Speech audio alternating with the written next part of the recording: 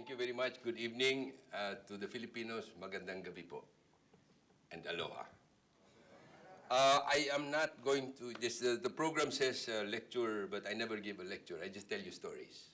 With your permission, I will tell you several stories. 3 stories only. One is the story of the king. 2 is the story, a few war stories, the crazy stuff that I do. And the 3rd is the story, the unfolding story of what you and I are about to do. First, let me tell you the story of the king. Once upon a time, in a faraway land, there's a child there. She will listen to this. In a faraway land, there was a king. There was a kingdom. Oh, the kingdom was rich. It had a lot of trees, a lot of... the water was clean. The air was clean. There were a lot of fish. And the king liked to roam his kingdom. So, but his feet would get hurt with the stones and the sticks that littered the roads. So he said, oh, there's a lot of horses and animals. So he said, okay, from now on, I issue a royal decree. From now on, all the cattle, all the carabaos, the horses and the cows will be killed, and the hide, the leather, would be used to line the roads. Because he was the king, everybody did it. Before they knew it, they could no longer eat the unconsumed meat. It was rotting. The leech was flowing into the water. They could no longer drink the water. The air had become foul because of the rotting meat. And so the people were angry, went up to the king, to the palace, and held a rally. He says, Your Majesty, this cannot go on. At the rate we're killing all animals, there is nothing going to, we have nothing more to eat. And we have nothing more to help us in our farms, but worse, our children and our children's children will have nothing to eat. So the king was faced with a crisis. In Chinese, the character for crisis is represented by 2 other characters. First is danger, the other is opportunity. The king saw the danger, he would be impeached. But he also saw the opportunity to show his wisdom. So, said, first, he humbled himself. He stood up from his throne, went to the street, went to the road that was filled with leather, knelt down, pulled out a knife, and then he cut 2 pieces of leather, and with those 2 pieces of leather, he wrapped his feet. That, my friends, is the story of the first shoe. You can tell that story to your daughter. It is also the story of conservation. You don't abuse everything. You don't use up everything today because there's tomorrow. It is also, of course, the story of crisis, that every crisis has an opportunity. And more important, it is the story of what happens when there is a mind shift. The creativity when there is a mind shift. From wasteful use to use that is wise. So, you need to change the operating system. But to change the operating system, you need to know the elements of the operating system. Are we on? Hello? Hello? Yes. Okay. Can you hear me? Can you hear me there? Is the mic good? Okay. So there are 2 operating systems. One is environment, and 2 is development. What is the meaning of the word environment? Let me see. Be careful with your thoughts because ultimately they become our destiny. Thoughts expressed in words, then expressed in actions, it becomes our destiny. Words, thoughts. What is the environment? I never hold a lecture, I hold recitation. Diane, can you tell me what your understanding is of the word environment? Please stand up. This is recitation period. You're a lawyer. And I'm so happy to have been selected. Yeah, and you get the prize too. What do you understand by the word environment? Everything that is around us. Good. Thank you. Congratulations. Please sit down. You get a gift too. I was going to say, don't I get a cookie? Yeah. You know what this is? This is a solar-powered flashlight. See? Very good. Thank you. Anybody? See, it says, I see Sandy there, but I'm not going to call you. Anybody? Ma'am, what do you understand by the word environment? Everything is correct, by the way. There's no grading. Yamamoto is not grading us. What do you understand by the word environment? This is very important, taking time to do this. Bigger picture, more than what's around us, but our environment is as big as the universe, is as small as the dirt that we walk on, the water that we drink, the things that we eat. Very good. Very good. Very good. Sorry, tone it down a little bit. You see, the difficulty of the word environment is first, it is in English. It is not even in English. It is in French. That's why it does not resonate to the brain, neither does it resonate to the heart. And you ask 10 people the meaning of the word environment, they will give you different answers. And if you're an environmentalist, people think you're a little weird. She and I are both environmentalists. So, what does that mean? First, we redefine that. And as the lady said, the environment is not about the birds and the bees and the flowers and the trees. It is about life and the sources of life, of land, air, and water. Easy to remember, L-A-W. See? Easy to remember. L-A-W. It is indivisible. You take out one, there is no life. These are the vital organs of the earth that make life possible. If you analogize that to the human body, the trees and the forests are the heart and the lungs of the earth. The land and the soil is the skin and the flesh of the earth from whence we get our food. And the sea and the rivers are the blood and the blood streams of life. Who wants to drink dirty water? Anybody? No one. Who wants to eat poison food? Who wants to breathe dirty air? Oh, everybody is an environmentalist. Oh, congratulations! Now, once we understand that, my friends, everything else becomes easy. Once we define the word environment to mean life and the sources of life, there's a biologist there. Everything else becomes easy because you know why? We are going to do everything in our power to protect it. Because that is where life comes from. You poison one, you die. Next. Oh, I call it the law of life. The land, air, and water of life. The economy, people go crazy about, oh, economy. But there is, the simple argument is, I have $1 billion, Hazel. You have all the water. Do not give me water. Can I drink my $1 billion? No. In argumentation and debate, that is called reductio ad absurdum, reducing the argument into absurdity.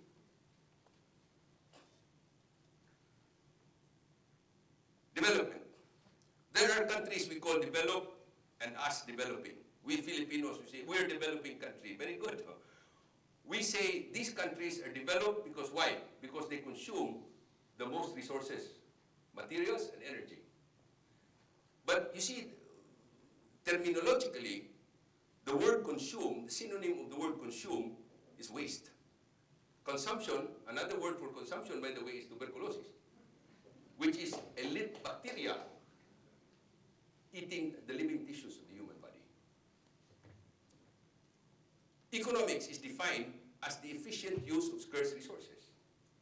So if you're wasteful, you're not economical. But look at this. 4% of the human population, for example, from a certain country, consumes 25% of the world's resources, and they're developed. And look at this. One country throws away, they do not eat, they throw away $20 billion worth of food a year. Another one throws away $100 billion, and another one throws away $101 billion worth of food a year. And then we call them developed. Is waste economical? It's a contradiction of terms. An oxymoron. So, look at this. If studies have shown that if each and every human being 7 billion people on Earth were to copy the lifestyle of one of those countries, we will need 9 Earths. Sandy, how many Earths do we have? 1 Earth. 1 Earth. So we're following a wrong model that is going to bankrupt the Earth. We call them developed and us developing. Can that be? That, my friends, I call that kind of economic development as the economic of extraction and consumption. Ex-col. That paradigm of economics got us into the problems that we're in now. Excessive, mindless consumption and reckless extraction. How do we get out of it? We turn it around, 180 degrees. From wasteful consumption, from extraction and consumption, ex-convict, convicted of the crime of planetary plunder. Turn it around to conservation, protection, and restoration. CPR. Also known, Mr. Biologist, as the cardiopulmonary resuscitation of the vital organs of life. Land, air, and water. We will also call it, I like to call it, restorative economics. I just made up those words. To restore, first, the land, air, and water that we have destroyed. 2, to restore the lost connection between man and nature. And 3, to restore the fraying fabric of human society. And 4, to restore the common sense goal of life, which is not material accumulation, which is the pursuit of happiness. That is contained in this country's Declaration of Independence. I learned that from our good dean. So, one of the things I am doing, I am not very smart, so I just tell stories. I'm writing a book, but it's a storybook and a picture book. And a part of it is the story that I just said in more elaborate language, but I am collecting stories from around the world. They call it green economics, Denise. They call it sustainable economics, sustainable development. But any definition that takes too much description, too much language, is no good for me because I'm a simple-minded man.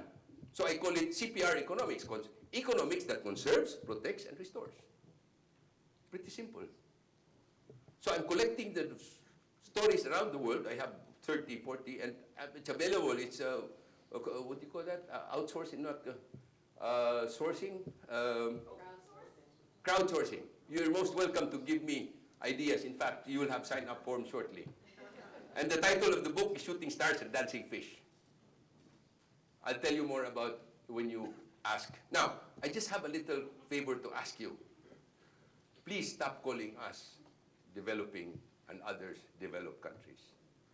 First, makes us feel inferior. You know, we had civilizations, we had very advanced civilizations when these supposedly countries, developed countries, were still killing each other.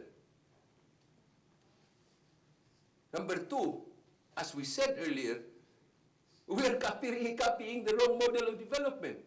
I want to develop, meaning I want to be as rich as you are, so I will consume as rich as you are, then we all go bankrupt. We all not just bankrupt, we all die because we run out of land, air, and water. Please call them. You know, I gave a speech before Asia Pacific Chief Justices, and I said, I mean no offense to you, but anybody who will use the word developed and developing, I will raise my hand. I say, objection, Your Honor, misleading. And actually, in the same afternoon, the one Chief Justice from Malaysia, I think the one I introduced to David Foreman, said, I said, Your Honor, excuse me, misleading.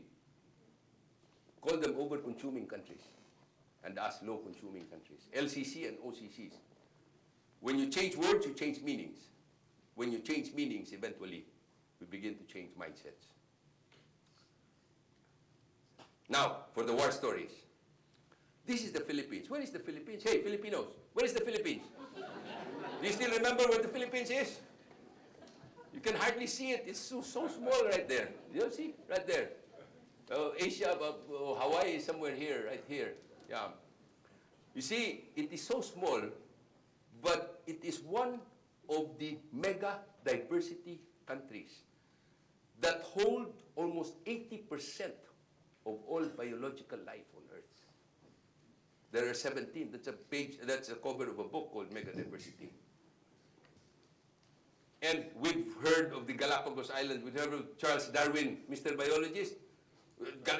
Charles Darwin did his studies in this rich place called, very rich with flora and fauna, called Galapagos. How rich are we? I'll ask these young Filipinos, are we one half rich, or are we equal to Galapagos? Young lady? More. How much more? 3 times. 3 times, yeah. Read this, please. Come here, come here. Come here. Read this. Read this aloud. It is reasonable to think of the Philippines as the Galapagos Islands, multiplied tenfold. And you know, it's not the Filipino bragging about it. What's sad about it?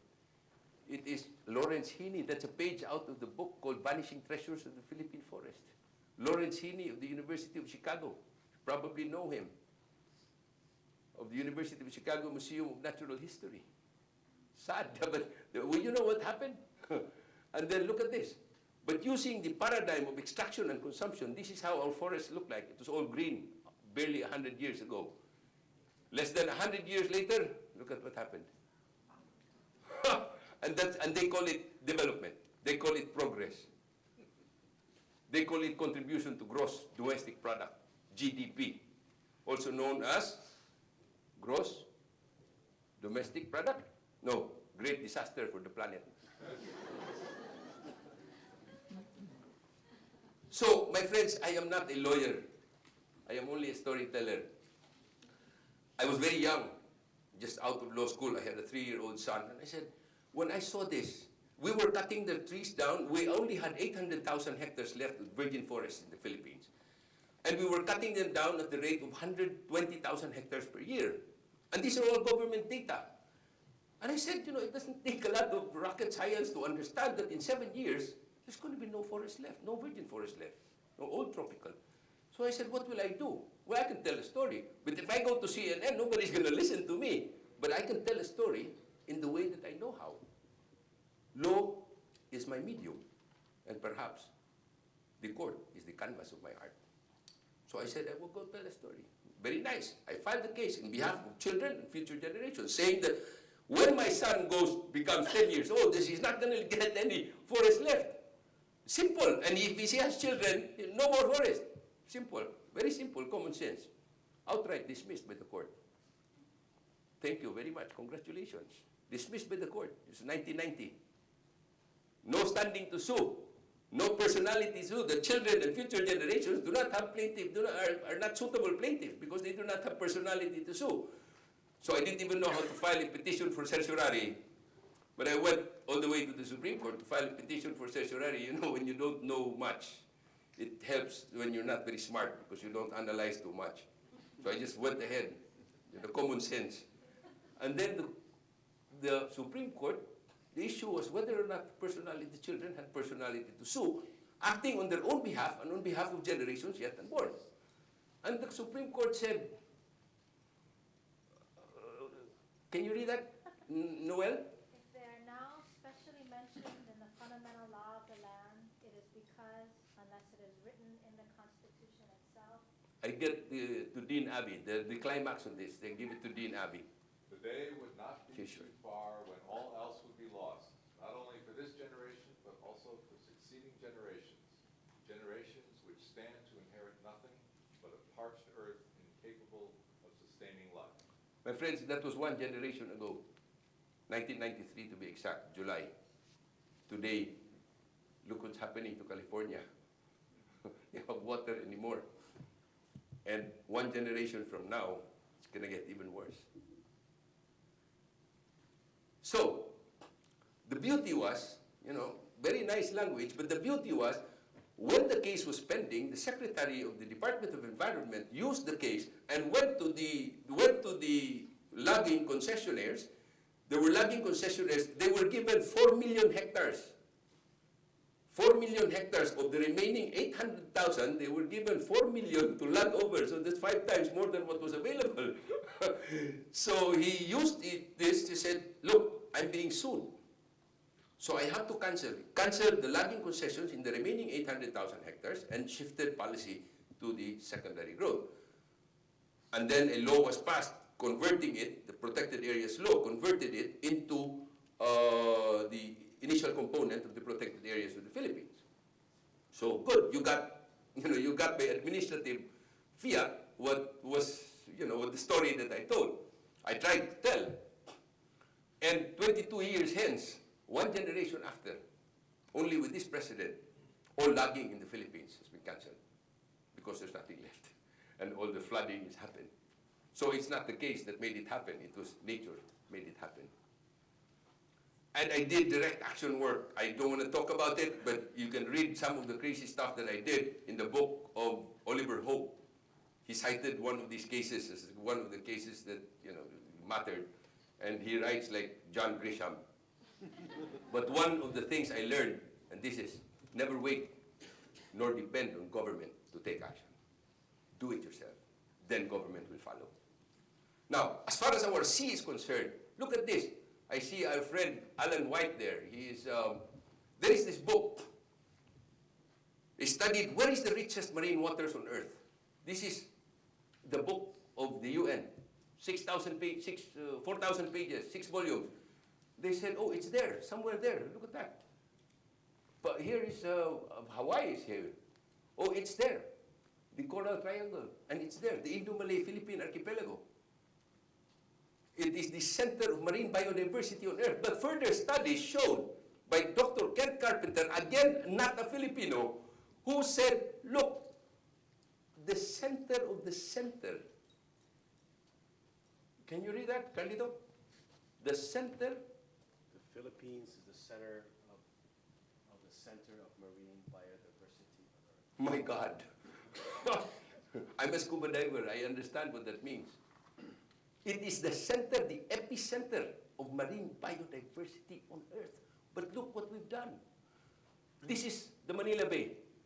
This is Visayan Sea. This is Manila Bay. But look what we've done. This is Manila Bay. We were throwing 4 million gallons of raw and untreated sewage every day into Manila Bay. This is 1998, and I found the documents. I said, well, I have time to tell another story. So I don't want to say I sued government. No, that's too big. But I wanted to tell a story in a court of law. So I initiated the case to tell the story. So there was go. I initiated against 11 government agencies. 10 years later, I get the decision. 10 years later, without a single centavo of cent of funding. All of these cases I do with no funding. So I don't care if I win or lose. I don't have to account for anybody. I don't have to account to anyone. I lose, so what? I scratch my head. As Avi said, you stand up, move on. Look at that. And they're ordered to report every 90 days. That's the good thing about that. The court agreed that they should be reporting every 90 days, every 3 months, so that they have something. This is how an beautiful underwater looks like. Gatsit Wasson took this picture.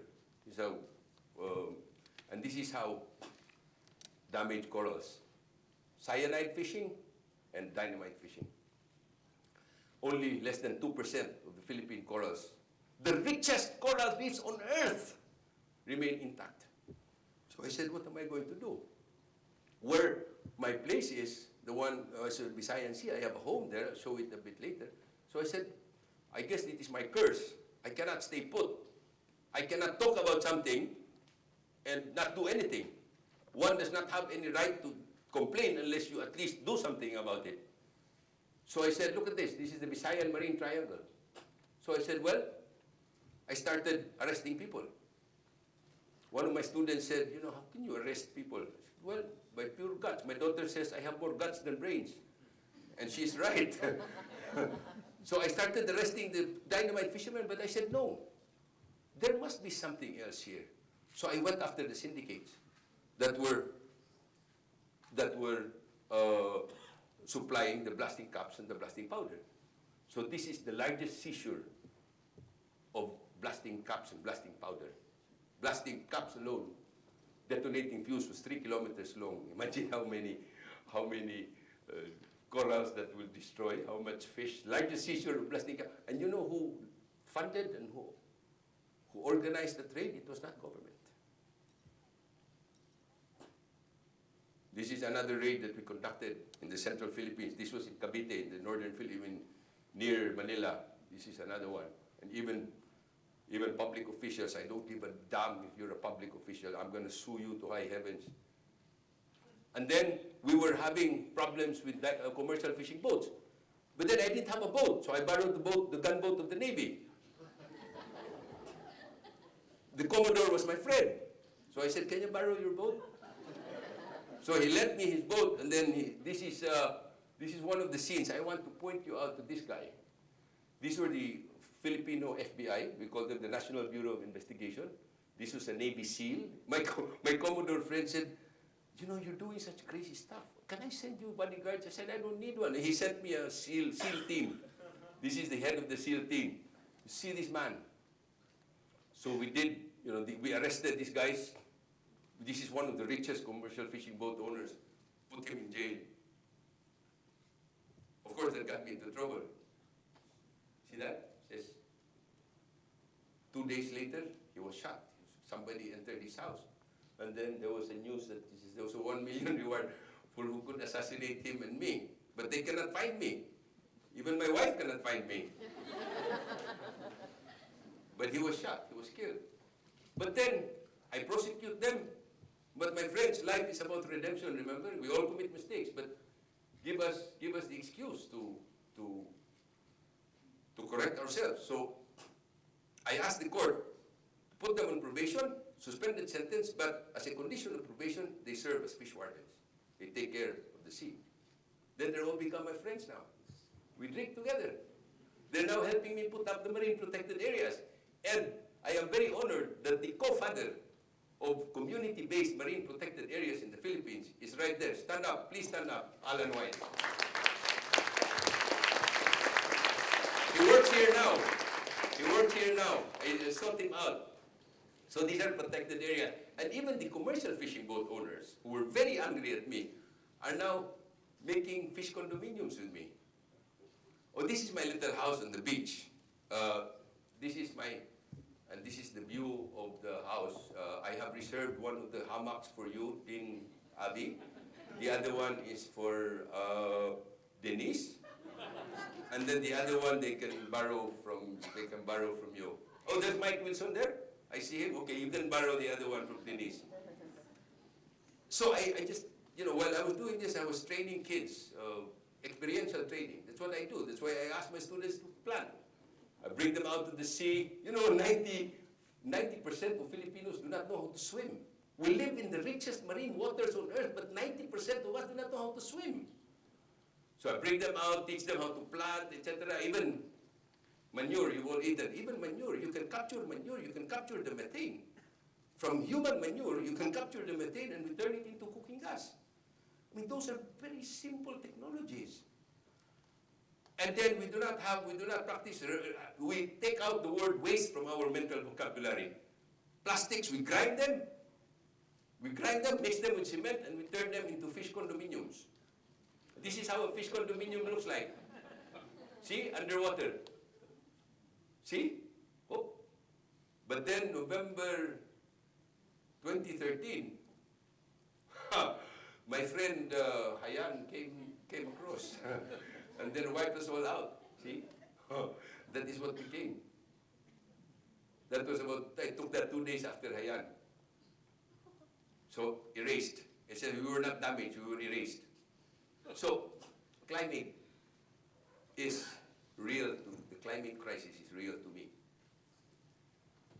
And it's getting more and more real to everybody else. That presents the greatest danger. Look, this is a map. Let me just explain this quickly. Basic science here. The hottest bodies of water, look at this, the red part. Look at this. This is the hottest body of water. What does that mean? Hot water is the fuel of typhoons. We have more intense typhoons. 2, it feeds evaporation, condensation, and precipitation, more rain, more floods. And then it is hot water, your thermal expansion is also sea level rise. And guess what? That's also happening right there. Look at this. There is experiencing a lot of blizzards. This is the Northeast. So, climate justice now for climate justice for future generations. What is it? We need to prepare ourselves and to prepare the young for what is coming, for what is happening, and for what is coming. We have, on an individual level, we have to remove waste from our operating system like the king that we did. Number two, we have to move away from individualism to cooperation. And from our detachment from nature to restore to nature. And again, changing the operating paradigm from wasteful use to use that is wise. From consumption to restoration. My friends, everyone has a role to play. Not me, I'm just one of them. But each one of you has a role to play. What can you do? First, remove the word waste from our mental vocabulary. You just save paper. When you all brush your teeth, I presume? Yeah, instead of letting the tap run, use a glass. That's a lot of water that we waste. Turn off lights when we're not using them. Turn off the aircon, the TV. And you look at the TV, the TV that has a red light on. Do you know that all the United States alone, the electricity consumed by a TV that is on standby consumes 1 gigawatt, 1 billion watts of television that no one is watching. How simple can it be to turn that thing off? That's equivalent to 7 coal-fired power plants. How simple can that be? And most of all, if you do that, then you teach your kids that it's time to conserve. Oh, there you go. That is why in my class, and I'm very happy to see my students here, Michelle, there, Philip is here. So they have this. They plant. I require them to plant vegetables. Why? Number one, because a plant is the best expression of that interaction of land, air, and water. And it's food. It is also nurturing nature, restoring or nurturing self. Of course, you know that the leaves capture carbon, and I tell them that if that is the only thing that you learn in the entire semester, I shall have fed you for the rest of your lives. See, we even had the Chief Justice of the Philippines come over and plant. And who is this? Who is this? And who is this? Who is this? Who is this? Oh, there you go. Please give him a round of applause, please.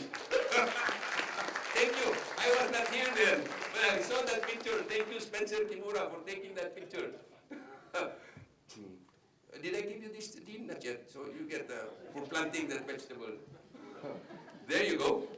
So, and now for the craziest thing that I am doing, the road sharing movement.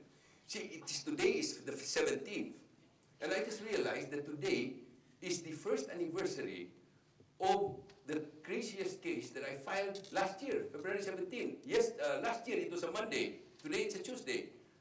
Look at this. This is the traffic of Metro Manila. Is that the traffic? Is that H1? Or is that parking lot? And look at this. This is Los Angeles. This is H1. Peter just told me that Honolulu has the second worst traffic jams in the whole of the United States. And my question, fundamental question, Mark, oh Mike, there's my justice friend there. Is transportation meant to move motor vehicles or is it meant to move people? Why do we fill up the roads with motor vehicles? Why do we line the roads with leather? So, look at this. Look at that. And look at that. And look at this. This one runs on hydrocarbons and makes you sick. This one runs on carbohydrates and makes you healthy. Do you know that every human being, adult human being, must walk at least 5 kilometers, so that's about 3 miles a day, or bike at least 20, 25 kilometers, 16 miles a day. How many kilometers do we walk? Nothing. That's why we have all kinds of diseases, from all kinds of lifestyle diseases.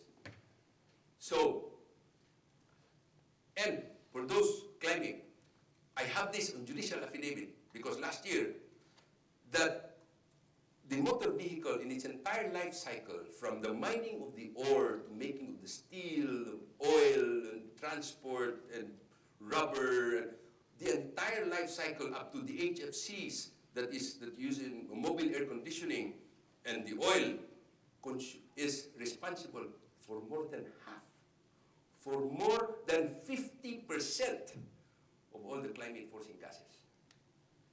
So how simple can that be? You cannot increase the price of oil to $20, $30 a gallon. People will scream. You cannot increase the price of cars. So what do? Mindset change. Look at this in the Philippines. Less than 1% of the people own motor vehicles, but all of the roads are given to them.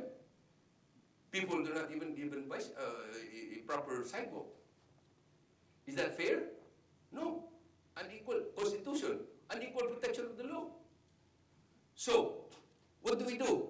Mind shift change. Mind shift from roads that are meant for motor vehicles, roads that are meant for people.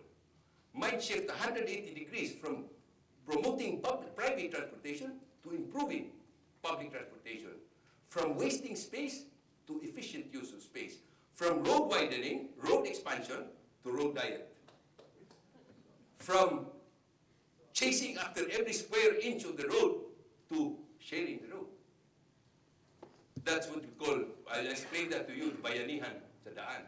Look at all these benefits. There are about 25 benefits that flow out of this simple mind shift. All of this. And in the Philippines, we already have a law that nobody knows about. I'm the only one who knows about it because I drafted it. But it says, Department of Transportation shall lead to transform the blah, blah, blah. Those who have less, and then will promote walking, cycling, and man-powered mini train. And open spaces will be planted to vegetables. But of course, laws in the Philippines are only suggestions. So they say that the social change happens, societal change happens, top-down or bottom-up. Top-down is fast, but does not last. Why? Because when the top is changed, everything changes. Whereas bottom-up is lasting, but it's very slow. Look at what happened to my cases, 10 years, 21 years. The fastest social changes happen when the bottom meets the top. It's called the sandwich theory, social change. So I stopped filing cases. I said, no, I'm just telling a story. So 2 days before I filed the case, February 15 of last year, I invited them. These are the prospective respondents, the defendants, the Secretary of Transportation, Public Highways, Department of Interior, etc., etc. And I told them, good morning, on Monday I'm going to sue all of you. And so they all smile. I said, can we have a picture taken? They all smile. Nothing personal. So, one of them is Nery Acosta. He's your good friend, but he was late. He says, oh, I'm so happy I was late. I was not part of the, I was the advisee of Ma'am Lindy. So, it's February 17. This is the 18th. We filed this case. Writ of nature. I was telling you, Mike, we have a special writ of nature. Instead of writ of habeas corpus, we have a writ of nature and writ of and mandamus. So it's there now. It's pending in court. And today, I just realized it was the first anniversary. So I talked to the mayors here and there, and finally, last September 28, we were showed the proof of concept. Divided the roads in Cebu, in the central Philippines. Look at that. Look at that. They're all crowded here. How many people are there? Very few, but they're all crowded there. They're all that hungry. Good for them. See? Frayed nerves, happy pace, a great Cebu road sharing experiment. Thank you, very good. It is stress that makes people think. But they were so inspired. This guy was the mayor. He was so inspired that shortly before I left, came here January 6. On January 4, which is still holiday, these top guys, this is the Department of Transportation Secretary, this is the Public Works Secretary, this is the mayor, this is the president of the Mayor's League, this is probably the second most powerful man, the Senate President of the Philippines. I invited them. These are my law students. These are cyclists. I invited them. Just, we need to show proof of concept. Once we show proof of concept, people will become easy to remember, easy to understand. So, I went home a couple of weeks ago because I didn't want to lose the momentum. February 17, in less than 9 days after I arrived, and 3 days of which I was sick, but in less than 9 days, we were able, Rojas Boulevard is like the Kalakaua Street, Kalakaua Avenue. It's right beside, it's so crowded. This is what happened. 4 cabinet secretaries came. 7:30 on a Sunday, they all came. He came with his grandchildren. This is the Metro Manila governor. This is the social welfare. So that's perfect sandwich theory at work. Citizens working together with government officials. Look at this. Look at what happened. It's like magic. Look at this. This is Rojas Boulevard. And look what happened. Wow. People can walk here. People can bike here. This lady, this is my bamboo bicycle. I just brought it here. Those of you who want to have a picture taken with my bamboo bicycle, it's my bamboo bicycle. This lady was responsible. She heard me give a talk. She says, I'm going to do it in my city. This is now the East Bank Road, permanently road shared on Sundays. People, bicycles, and motor vehicles, sharing the road. I call it the bayanihan sa daan. Bayanihan is a beautiful Filipino word, which people seem to have forgotten. Bayan means community and cooperation. Bayani means hero. And bayanihan means cooperative heroism. That, my dear friends, is what we need to do when we face the world that is coming. These are the Banawan rice terraces. The biggest rice terraces in the world. That was the only man-made wonder of the world that was not made by slave labor. It was made by cooperation of people, ordinary people. What if, congratulations. Anybody from the local government here? From the city government? Or from the Hawaii Bicycle Society? None? Anyway, congratulations. Oh, there you go. He's a cyclist. You were able to succeed. What if, I just posed the question. Thank you and congratulations to Honolulu. What if, try it on a Sunday. I'm not going to preach to you, but what if you divided Kalakaua Road by half on a Sunday? Half for motor vehicles and half for people to walk and to bike. Wouldn't that be beautiful? Of course. And you know, we were just talking about it with Peter a while ago. That if you did this here, because of the tourism of Waikiki, people will see it and then it will begin, they take it home with them. Says, you know, in Hawaii they do this and do this. You will spread the idea. Is this impossible to happen? It's beginning to happen. Is it going to happen tonight? No. But it is beginning to happen, and that is all that matters. My friends, take home messages. One, do not believe in the impossible. The impossible is only impossible because no one has yet tried it. I shared with you my stories, not for anything else, but to show you that even a man who has no power, who has no position, who has no money, who has no people, can do a little something. What more for you guys? You belong to one of the best schools. You have position, you have power, you have influence. Remember what Getty said? Wolfgang von Goethe? Whatever it is you can do or dream, you can. Begin it. In boldness, there is genius, power, and magic. Number two, I have a motto with my class. The impossible we do this afternoon. The miracles will have to wait until tomorrow morning.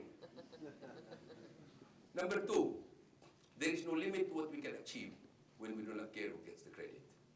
You see the pictures, you don't even see my face. And my friends, number three, the time for talk is over. In my class, when one wants to write a paper, I said, what is the action point that you are going to take? The library is full of papers. It's called paralysis by analysis. Yeah, we keep on analyzing and then do nothing. But time for talk is there's a nice line which says, vision without action is nothing more than a dream. Action without vision wastes time. But vision with action can and will change the world. My friends, volunteers, we have sign-up forms there. One is for edible landscaping. I have Philip Tumbaga is here. His assignment is to first, we're already able to do the first step. The first step is to plant vegetables in the courtyard of the law school. We already got the dean, no less, to plant the courtyard. What was that you were planting? Was that legitimate? Yeah, it was not cannabis, no, it was not. That's kidding. Number two is the road shading. Oh, the first is courtyard. Then we will plant vegetables in the UH campus. And then 3, we will plant vegetables in Honolulu. And that's all going to happen in the next 2 months because that's part of their finance. Part of their, let's go to the 2, the road sharing movement. Get started here. I'm not going to be here. After 2 months, I'm gone. Energy conservation, and I told you about the CPR stories, crowdsourcing. How does this relate to what we just talked about? 1, we are now facing a crisis of global proportions. And we are facing danger. We are also facing what Churchill said, insurmountable opportunities. Number 2, mind shift, 180 degrees. But do not change the mind. Noel, we will not change the mind. We will change the heart. And Eric Yamamoto has taught me something, as you will see later. When you change the heart, when you change the mind, it can change tomorrow. But when you change the heart, it is forever. Number 3, it is when you change the heart that we are able to unleash the native genius of the human heart. Then you're all very creative. I started with the story. I'm also going to end with the story. Once upon a time, in a faraway land, there was a very rich man. So rich, he had a big, big land. The entire island was his. So many trees. So one day he said, he was going old, he said, I have 3 sons. He says, any one of you, I have a big, big barn. But any one of you who can fill my barn will inherit all my wealth. So he said, the eldest one was a lawyer, one of the more useless professions. He says, oh, Mr. Attorney, what can you do? He says, Daddy, give me 1 million. Oh. So he hired a lot of people, cut down all the trees, put it in the barn. And they couldn't even fill one part of the barn. And then, says, okay. Second one was an economist, an even more useless profession. Says, what can you do? Say, give me 2 million. Caught all the fish. Pull out all the corals. Put it in the barn. They couldn't even fill one corner of the barn. Then there was a child. Says, what do you want? Just give me $5. Oh, $5. And then he said, yeah. And he went to the store. And then he saw a beggar. He says, you gave $3 to the beggar. So how much did he left? $2. So he went there, got back, and then he said, Daddy, Papa, Tatay, brothers, can you accompany me to the barn? And they entered, and then they entered the dark barn. And they entered, and then they slowly walked. They slowly walked into the middle of the barn, and there the child pulled out a match and then lit a candle. And all of a sudden, the darkness was filled with light. My friends, I've told you stories, told you war stories, told you funny stories, told you wild, outrageous, ridiculous stories. But I am not the candle. Abby, Maxine, Eric, Denise, Ron, Mark, no. We are only that little matchstick to help spark the molecules of thought and trigger the passion for action. You, my friends, each and every one of you who are here is that candle.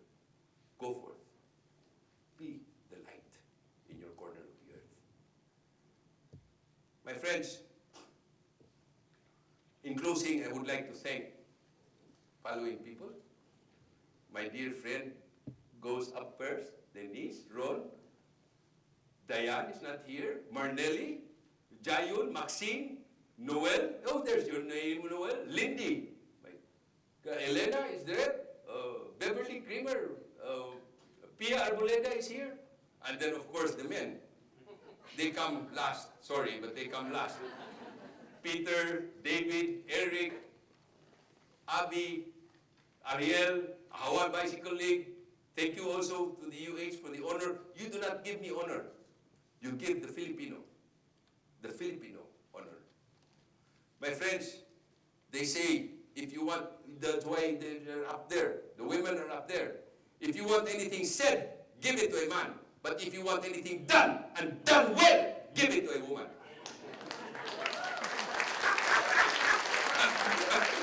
The two is nothing here. The two. My friends, there is no one who knows that better, and I thank him. That's your father? And your mother? There is, I think your father will agree with me that he may make big decisions about the Senate and all these things, but who decides on what he eats? It's your mother. Oh yeah. Who gets things done at home? It's your mother, not him. My friends, they say man is most active when he is standing up. He is most creative when he's lying down. The compromise is to sit down. But we've been sitting down for a long time. Please stand up. And please read this. Read these lines with me. Do not read it to me. Do not read it to the dean. We're all passing through. But read it to this kid. Because he and the generations after will hold us to account for what we do or for what we fail to do today. Begin. 10.